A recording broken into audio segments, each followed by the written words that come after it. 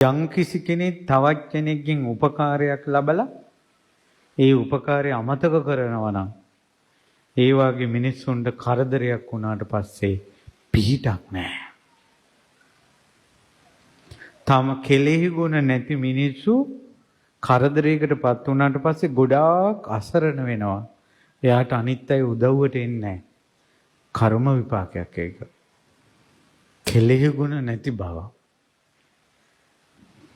කලින් තමන් හට උදව් නොදුන් කෙනෙකුන් හට සලකයි නම් හොඳ හැටි. කලින් මහ ලොකු උදව්වක් තමන්ට කළා නැහැ. උන්ට සලකන හොඳට. යම් කෙනෙකුන්ගෙන් තමා උදව් ලබා ගත්තේ නම් ඔහුට නොදේ නම් කිසි උදව් ලැබුණා ඉන්නවා. උන් ගැන බලන්නේවත් නැහැ. විපතක කරදරයකට වැටුනොත් ඔහු කිසි විට නොලැබේ උපකාර නම් කිසිම සපෝට් එකක් නැහැ. තමන් කරදරයකට වැටුණොත් තමන්ගේ ප්‍රශ්නවලදී උදව්වක් නැහැ කාගෙන්වත්. කෙලෙහි ගුණ නැති නිසා. දැන් ඔයාලගේ අඩවැඩියාවක් තියෙනවා. නේ අපිට කවුරුත් උදව් කරන්නේ කිසි කෙනෙක් අපේ සහයෝගයට නැහැ. තනියෙන් මේ කරදරේ විඳින්න ඕන කියලා. ජීවිතය ආපස්සට බලන්න. වැරදිච්ච තැන් තියනවද කියලා.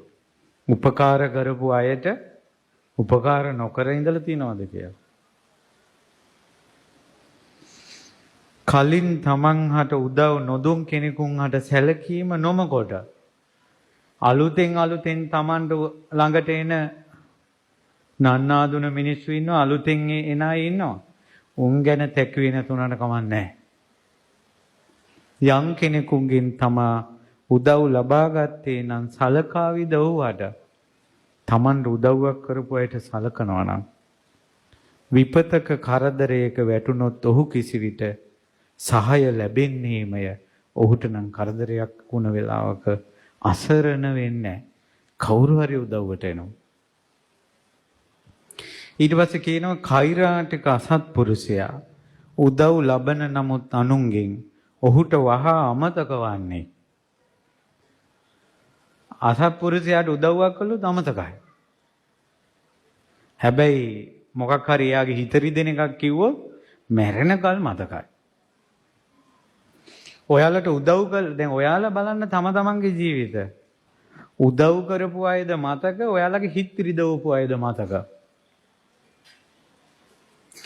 අවංක සත්පුරුෂයා ඊතා කුඩා උදව්වක් ලබා පවා එය අමතක නොකරන්නේ.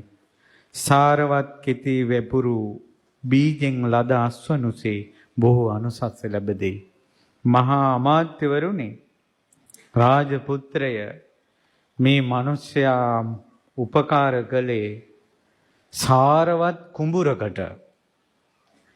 කෙලෙහි ගුණ දන්න මං වගේ සාරවත් කුඹුරේ තමයි මෙයා උපකාරය නැමැති බීජේ වැපුරුවේ.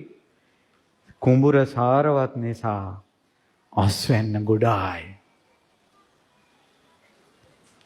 මෙයා රජසැප විඳින එකේ හේතුව තමයි මට කරපු උපකාරේ සාරවත්. මෙයා බීජ වැපුරුවේ සාරවත් කුඹුරක. ඇයි කොච්චර උදව් කළත් ඒව අමතක කරන්නේ? ඒ උදව් අපි කළා තියෙන්නේ කරමැටි පොලොවකට. ගලක් උඩට බීජ දැම්මා වගේ මිනිස්සුන්ට උදව් කළා තියෙන්නේ. ඒ නිසා ඒකෙන් අස්වැන්නක් අපිට එන්නේ.